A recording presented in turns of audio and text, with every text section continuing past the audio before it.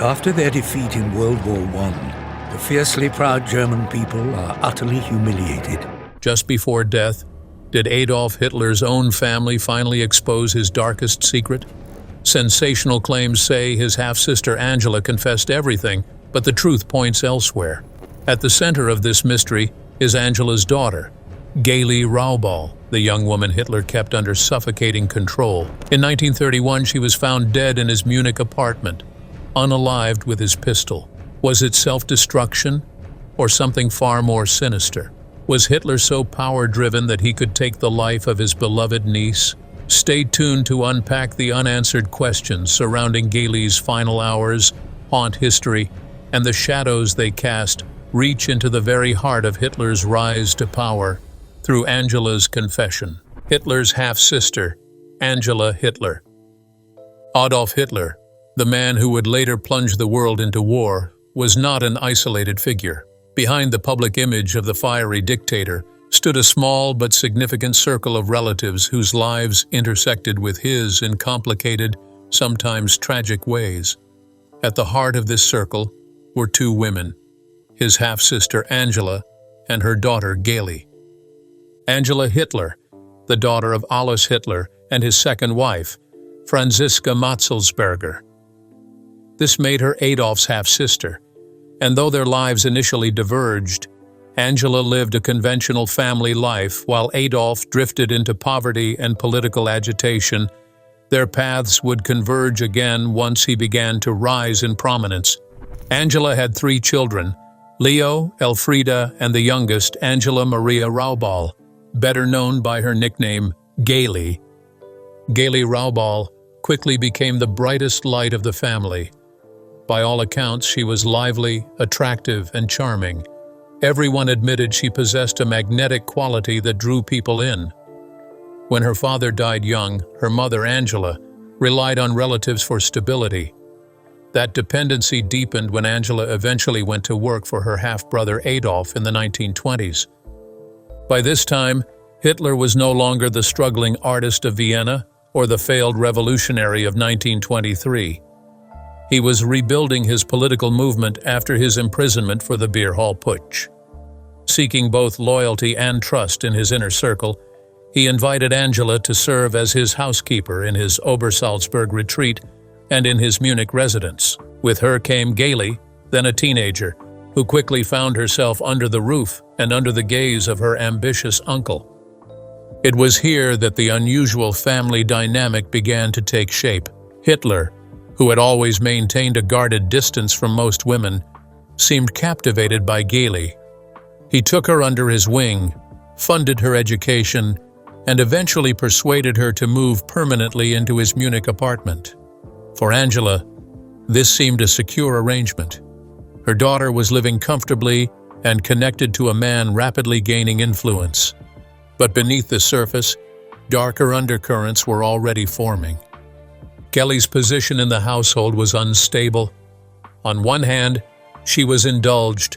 She enjoyed fashionable clothes, access to society, and a lifestyle far removed from what most young women of her background could expect. On the other, her freedom was increasingly restricted.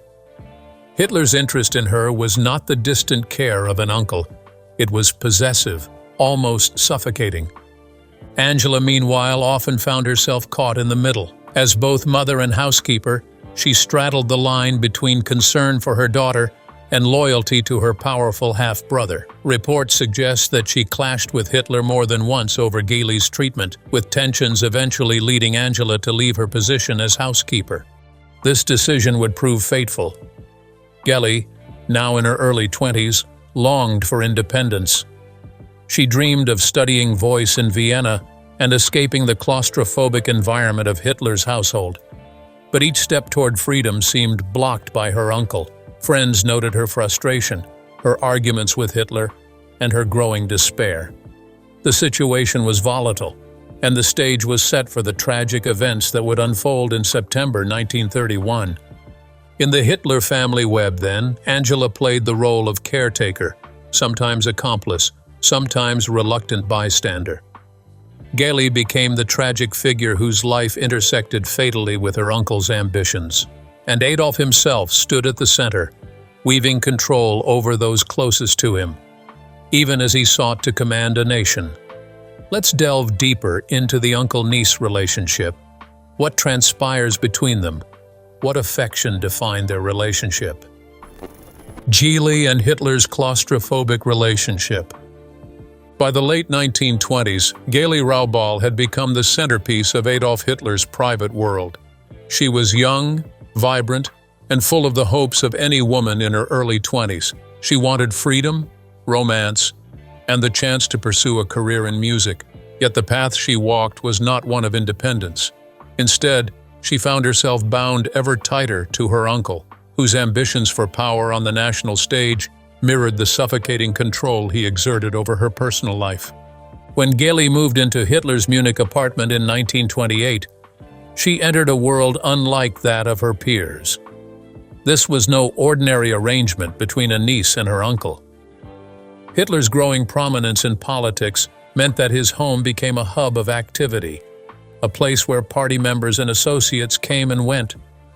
And yet, in the middle of this political whirlwind, Geely's presence loomed large. She was not just a relative tucked quietly away in a back room. She was a constant companion, a shadow always at his side. Those who knew the household described Hitler's behavior toward Geely as controlling to the point of obsession. He insisted on accompanying her when she went out, screened her friends, and treated her social life as something to be managed rather than lived. She was allowed certain indulgences, clothes, outings, a level of luxury, but these came with invisible chains. Hitler dictated who she could speak to, where she could go, and how long she could be away. Most troubling for Geely was his interference in her relationships with men. Accounts from friends and acquaintances paint a picture of a young woman who longed for love but found every romantic possibility crushed under her uncle's scrutiny. When she developed feelings for Emil Maurice, one of Hitler's closest allies in the early Nazi Party, Hitler reacted furiously. Despite Maurice's loyalty, Hitler forbade the relationship and had him expelled from his personal circle. It was a stark demonstration of the absolute control he sought to exercise over Geely's life. The tension only deepened as Geely grew older. At 21 or 22, she was at the age when independence is most keenly felt, and the restrictions imposed on her became unbearable. Witnesses recalled heated arguments between uncle and niece, with Geely resisting the suffocating authority that defined her existence.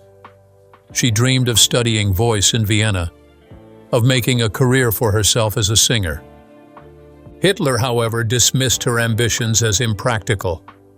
To him, the idea of Geely living far away, beyond his supervision, was unthinkable. The true nature of their relationship remains one of the most controversial and debated aspects of Hitler's private life. Some historians suggest it was strictly possessive, rooted in his need for control and his discomfort with conventional intimacy. Others believe it was more complicated, possibly romantic, perhaps even more intimate. Rumors circulated both during and after their lifetimes, with speculation that Hitler's attachment to Geely crossed boundaries no uncle should cross. The truth, obscured by the passage of time and the deliberate secrecy of those involved, will never be known with certainty. What is clear is that Hitler's attachment to Geely was intense, even consuming. He confided in her, traveled with her, and relied on her companionship in ways that suggest she held a unique place in his otherwise guarded world. He often appeared at his most relaxed in her company, dropping the mask of the political firebrand to reveal a softer, more personal side. For Geely, however, this intimacy came at a devastating cost. Her individuality, her choices, even her happiness were subsumed under her uncle's will. Angela Hitler, Geely's mother, sensed the danger in this dynamic. By 1931, after repeated clashes with her half-brother over her daughter's treatment, Angela left her post as Hitler's housekeeper and relocated to Vienna. Geely, however, stayed behind in Munich. Left alone with her uncle's watchful eye and deprived of her mother's presence, her sense of isolation grew. Friends later recalled that she seemed increasingly trapped, voicing despair at her lack of freedom. The claustrophobia of Gailey's life was not only emotional but also physical. Living in Hitler's Munich apartment, she inhabited a space that was both her home and her prison. Every corner reminded her of her dependence on him. Every argument reinforced the power imbalance that left her with little control over her future. The atmosphere was tense, a mix of affection, resentment, and unspoken secrets that made the household a tinderbox waiting for a spark. That spark would ignite in September 1931, when the escalating arguments and unresolved conflicts reached their tragic conclusion. Gailey's death, officially ruled a self-destruction but clouded by suspicion, would not only cut short the life of a young woman longing for freedom, but also mark a turning point in Hitler's personal and political trajectory. Gailey's death. September 18, 1931 began like any other autumn day in Munich, but by evening it had become one of the most closely guarded scandals of the Nazi era. Inside Adolf Hitler's apartment at 16 Prinzregentenplatz, his 23-year-old half-niece, Gailey Raubal, was found lifeless. The weapon was Hitler's own pistol. Police ruled it self-destruction almost immediately. Yet from the very first hours, the details did not add up, and the story became entangled in secrecy, fear, and speculation. Those closest to Gailey sensed the trouble was building long before her final day. She had clashed repeatedly with her uncle over her desire to return to Vienna for singing lessons. She wanted freedom, to pursue her career, to see friends without supervision, to live as other young women did. Hitler, however, refused. He dictated where she went, who she met, and even controlled her correspondence. Friends later recalled her voicing despair about feeling like a prisoner. Angela Raubal, Gailey's mother, had already moved out of the Munich household after falling out with Hitler over his treatment of her daughter. That left Gailey increasingly isolated, dependent entirely on her domineering guardian. The atmosphere in the apartment was combustible. Then came September 18th. Gailey was found in her room with a gunshot wound. The weapon, a Walther pistol, belonged to Hitler himself. Early reports conflicted. Some said she was shot in the chest, others in the side. There was no self-destruction note, no clear explanation. Hitler was not in Munich at the time. He was traveling to Hamburg for a rally when he received word and rushed back. Witnesses described him as devastated, collapsing into grief. For several days he shut himself away, refusing to see anyone. To the outside world, however, the story of what had actually happened inside the apartment was already being locked down. Munich police acted quickly, perhaps too quickly. Within hours, the case was closed as self-destruction. No extensive forensic analysis was made public. Questions about the angle of the gunshot, the absence of a note, and Gailey's future plans were brushed aside. Authorities insisted there was no foul play, but Hitler's political career was at a sensitive moment. He was already a rising figure in the Nazi Party, attracting attention and scrutiny. A scandal involving the suspicious death of a young woman under his roof could have destroyed him. The party had every incentive to manage the story, and many historians believe the investigation was steered toward the most convenient conclusion. Despite official silence, rumors spread. Some insisted that Gailey's death was not self-destruction at all, but homicide. One version suggested Hitler himself had shot her in a rage after an argument. Another claimed she had threatened to reveal the disturbing nature of their relationship, a mixture of dependency, obsession, and possibly intimacy, and was silenced before she could. Angela Raubal, her mother, never publicly accused Hitler, but she later confided to acquaintances that her daughter had been driven to her death under pressure. Historian Conrad Hayden recorded her hint that Gailey's self-destruction had come through compulsion or strong suggestion, leaving room for darker interpretations. Others clung to the idea that Gailey had indeed taken her own life, but only after years of suffocation. Friends remembered her energy, her laughter, her love of music, but also her frustration with her lack of independence.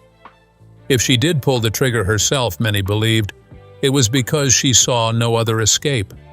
For Hitler, the immediate danger was reputational. Newspapers briefly reported on the tragedy, some hinting at scandal, others outright speculating about homicide. But within days, pressure from the Nazi Party silenced dissenting voices. Editors were warned, articles pulled, and public discussion of the affair virtually vanished. By the time Hitler rose to power 2 years later, the story of Gailey Raubal's death had been buried so deeply that mentioning her name in Germany was unthinkable. The tragedy also shaped his public image. To party loyalists, he portrayed himself as a man who had endured profound personal loss. To his opponents, whispers of scandal remained a shadow over his reputation. Either way, the incident marked a psychological shift, one that coincided with his rise to greater political power. The truth of what happened that night in 1931 has never been settled. The official police file pointed to self-destruction, but inconsistencies and secrecy left the door open to endless speculation. Historians have debated the case for decades, piecing together testimony, suppressed reports, and the recollections of those who knew Gailey. What remains beyond doubt is the human cost. Gailey Raubal was a young woman with ambitions of her own, caught in the orbit of a man whose need for control left little room for independence. Her death became more than a personal tragedy. It became a political necessity to conceal, a stain that could not be spoken of in Hitler's Germany, but which refused to vanish from history. When news of Gailey Raubal's death reached Adolf Hitler on the morning of September 19, 1931, he was reportedly en route to Hamburg for a party rally. According to those who were with him, he turned pale, immediately canceled his engagements, and rushed back to Munich. Hitler's response to her death. What followed was a collapse so profound that even his closest allies feared he might not recover. For a man who thrived on control, who demanded absolute discipline in every aspect of his political life, Gailey's sudden loss brought him to the edge of despair. Hitler's grief was raw and uncontrollable. Friends later recalled him weeping openly, something rarely seen from a man who prided himself on stoicism. He shut himself in his Munich apartment for days, refusing visitors and neglecting party matters. Reports suggest he barely ate, spoke little, and seemed inconsolable. Otto Strasser, one of his political rivals who later fled Germany, claimed that Hitler had confessed he could not live without Gailey and even considered self-destruction himself. In the immediate aftermath, those around him feared not only for his mental state, but also for the survival of the Nazi Party. In 1931, the movement was still climbing but had not yet seized national power. Its momentum depended on Hitler's presence as both symbol and strategist. His paralysis after Gailey's death threatened to derail their ascent. Senior party members stepped in to stabilize their leader. Joseph Goebbels, already proving himself as a master of propaganda, worked behind the scenes to control the narrative. The message pushed outward was that Gailey's death was a tragic self-destruction, a private family matter undeserving of political scandal. Internally, Goebbels and others pressed Hitler to re-engage with the movement, urging him to channel his grief into renewed purpose.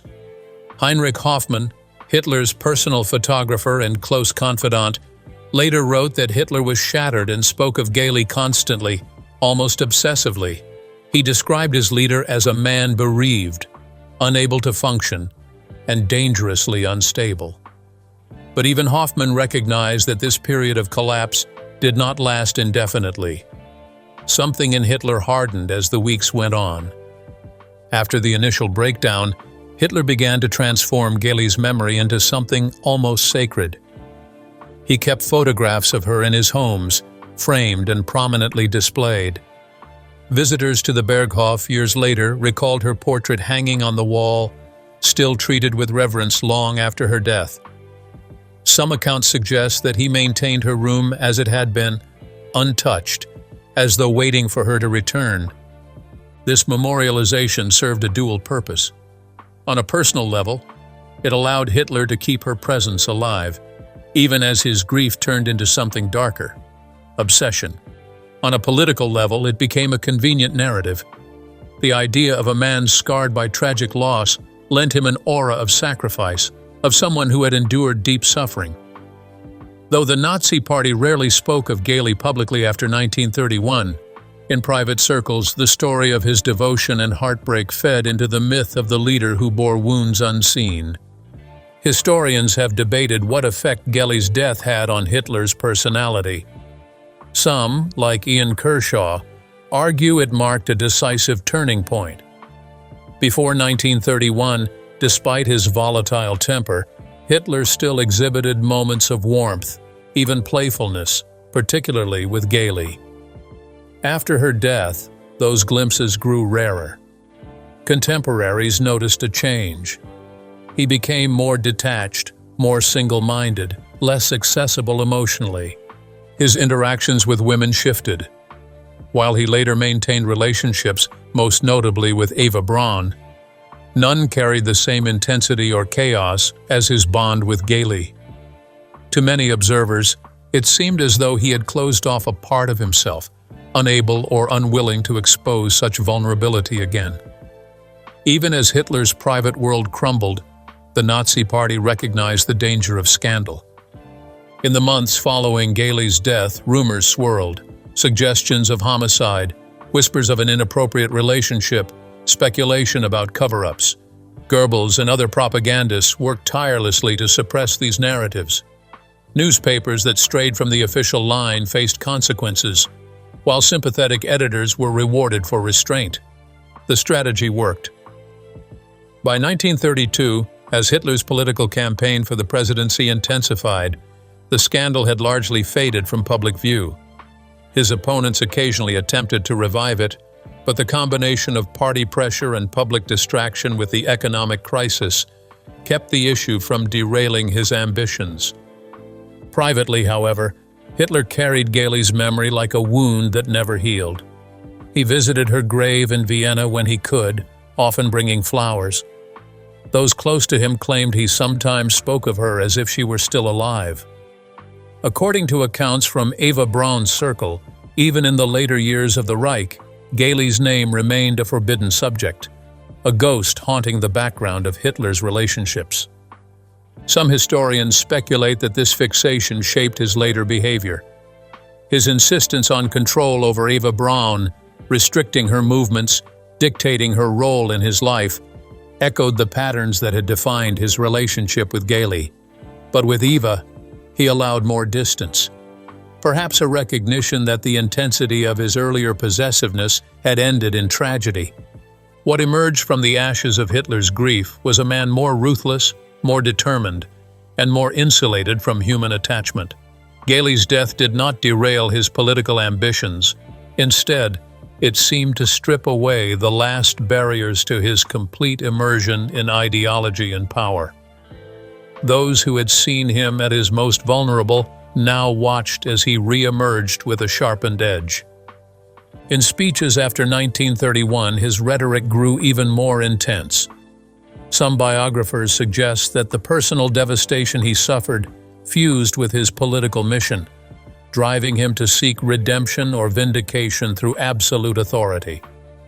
In this reading, Gailey's death did not merely haunt Hitler, it propelled him further down the path of radicalization.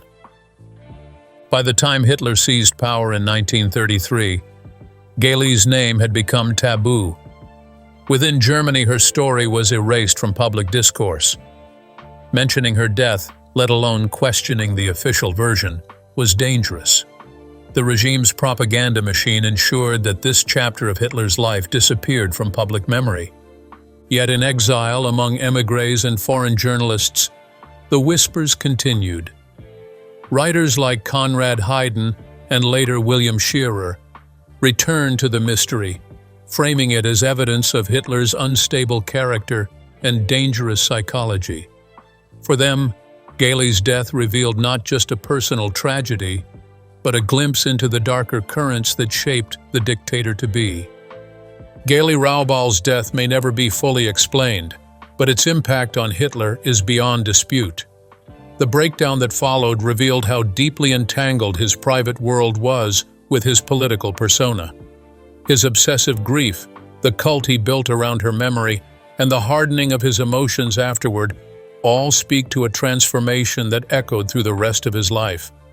The question here is, why would Hitler, who is so deeply wounded by his niece's demise, reportedly be the cause of her demise? Was it a mistake? Was his emotions a reflection of his regrets or just a mask? Did it ever happen? What's there to confess? Angela's confession. For decades, Angela Rauball lived in the shadow of a silence that she could never fully break.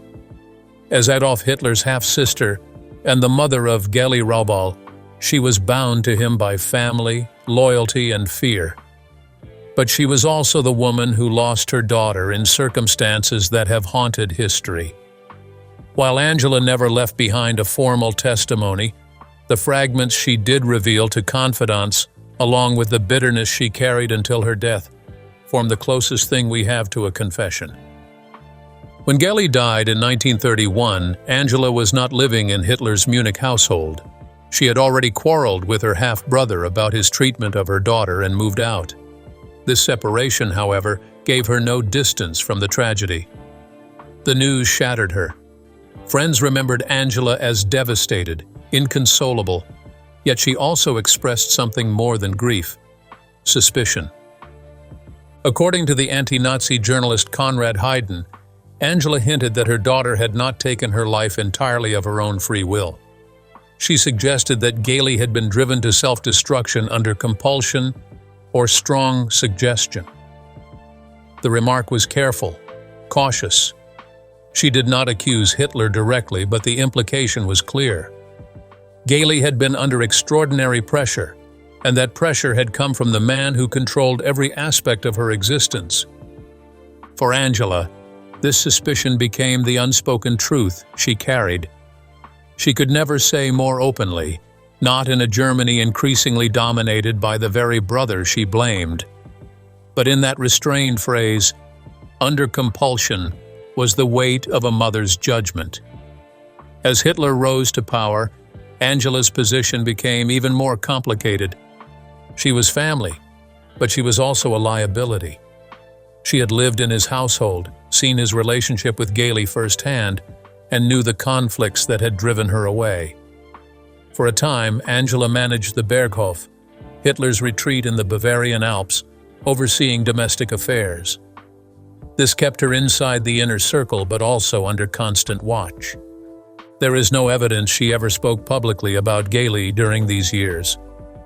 To do so would have been dangerous. In the Nazi state, rumors could mean imprisonment, exile, or worse.